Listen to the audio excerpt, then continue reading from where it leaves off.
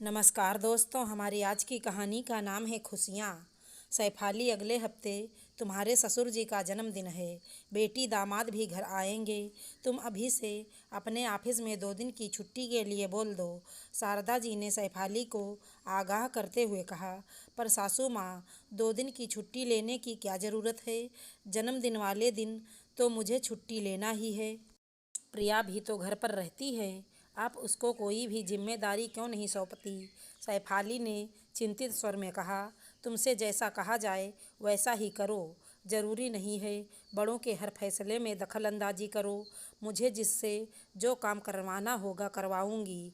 तुम मुझे सलाह मत दो। कहकर नाराज होते हुए शारदा जी अपने कमरे में चली गईं। सासू माँ की इस तरह की बेरुखी देखकर सैफाली की आंखों में आंसू आ गए। घर और बाहर दोनों की जिम्मेदारी में मानो जैसे वो पिस रही हो। कोई समझने के लिए तैयार नहीं। आखिर कब तक ऐसा चलेगा? घर में छोटी देवरानी प्रिया भी तो रहती है। फिर क्यों सासू माँ मुझे ही इस तरह से मजबूर कर रही हैं?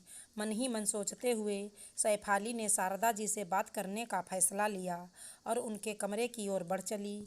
सासू माँ के कमरे में सैफाली जैसे ही कदम रखने वाली थी कि प्रिया के शब्द उसके कानों में पड़े।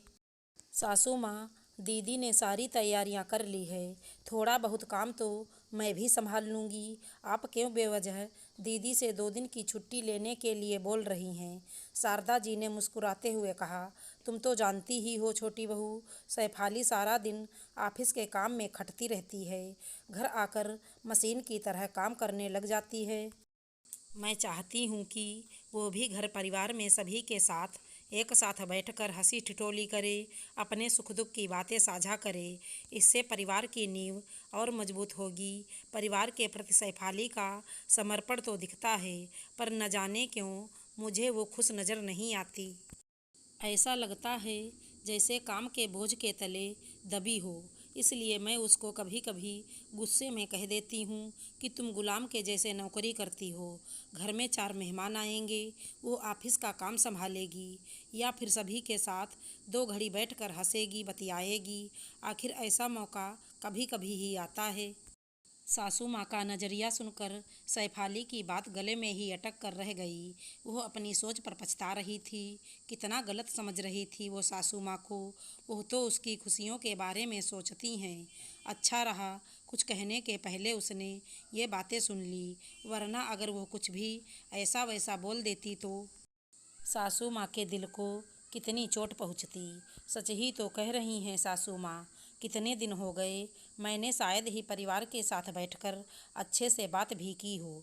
1 दिन की छुट्टी मिलती है, उसमें पूरे हफ्ते की तैयारियां करने में ही समय निकल जाता है। सैफाली के दिल के गिरह खुल चुके थे। मुस्कुराते हुए सैफाली ने सासू माँ के कमरे में जाकर शारदा जी से कहा। माँ, जैसा आप कह रही हैं मैं वैसा ही करूँगी। कल ही 2 दिन की छुट्टी के लिए ऑफिस में बोल दूँगी।